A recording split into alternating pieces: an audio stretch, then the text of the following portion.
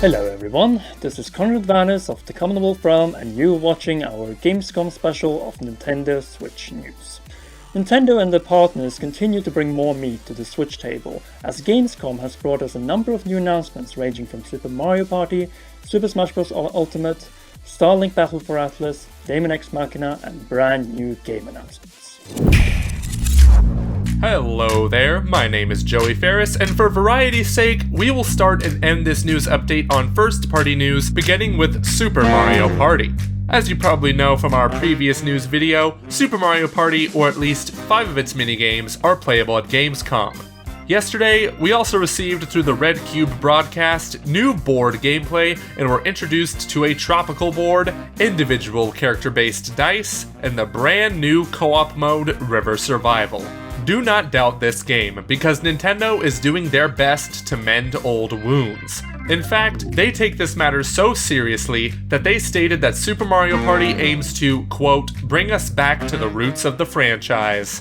This is all excellent news, as we hated that effing car and rubbish gameplay in recent Mario Party titles, and can't wait to return to the simple fun of the early N64 GameCube days. Yes, it was kind of unfair, you could steal other people's star and lose friends, but that is also the charm of Mario Party after all. Let's hope we'll have the same charm come October 5th. Luckily for us, that wasn't all information that was shared, as we now know that the download size of Super Mario Party will be 2.7 GB on the eShop. And Nintendo of Europe has also announced that they will launch a special Super Mario Party bundle that comes with a pair of neon green and neon pink Joy-Cons, very similar to those found in the Splatoon bundle back last year. This one will arrive on November 23rd, so well over a month after the game's launch on October 5th. For now, we don't know if this or the previously announced Smash bundle will come to the US, but it wouldn't surprise us if both end up as Christmas bundles in both Europe and America come December.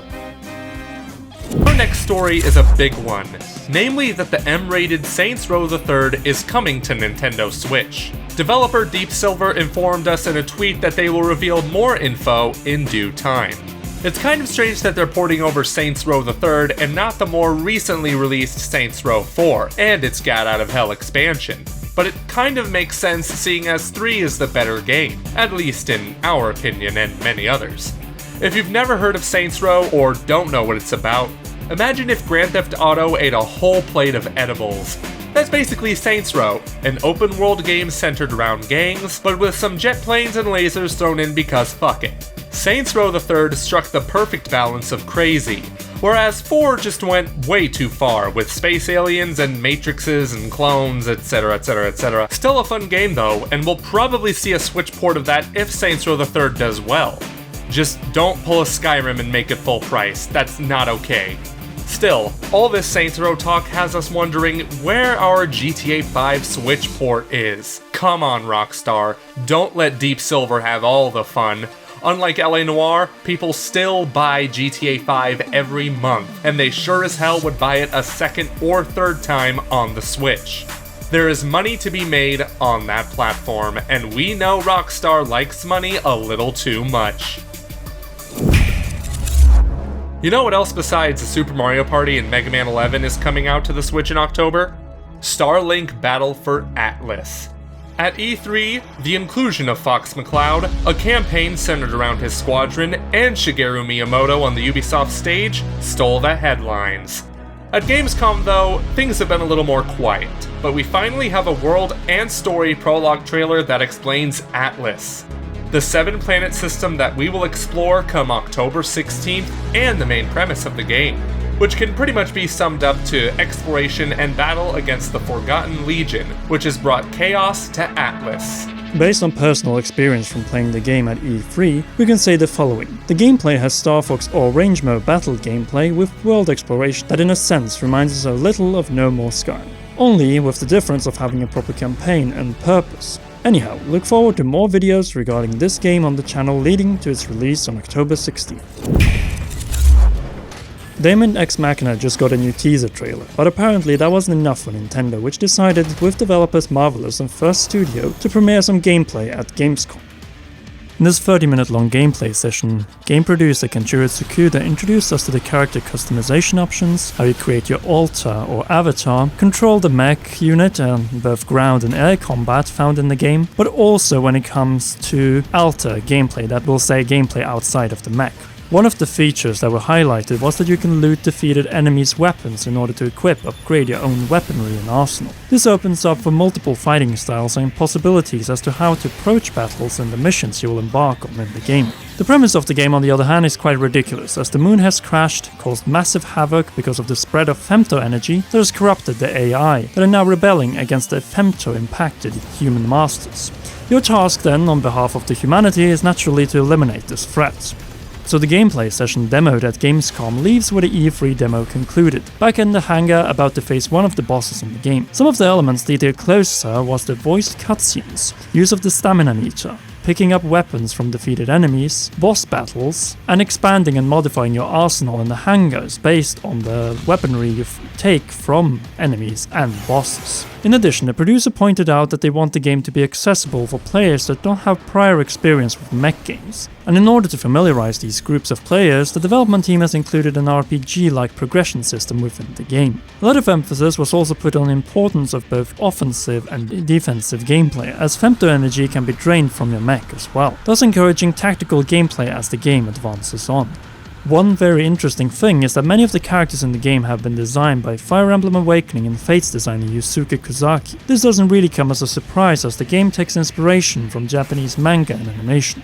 As previously mentioned, the gameplay session with Nintendo's Red Cube is around 30 minutes long and can be watched in its entirety on Nintendo UK's YouTube channel, all in English. We have one more first-party news report to share with you, but first we have some smaller updates regarding indies.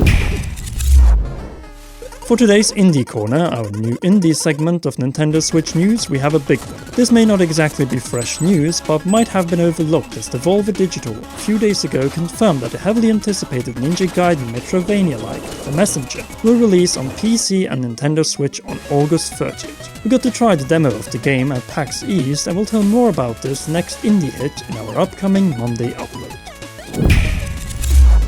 Breaking news. We just got information from Nintendo of America that they will broadcast an indie showcase for summer 2018 on August 28 at 9 AM PT, 12 PM ET. The question is this a different indie showcase compared to the one that was shown at Nintendo UK's YouTube website a few days ago, leading to the launch of Gamescom? Sound off in the comment section down below.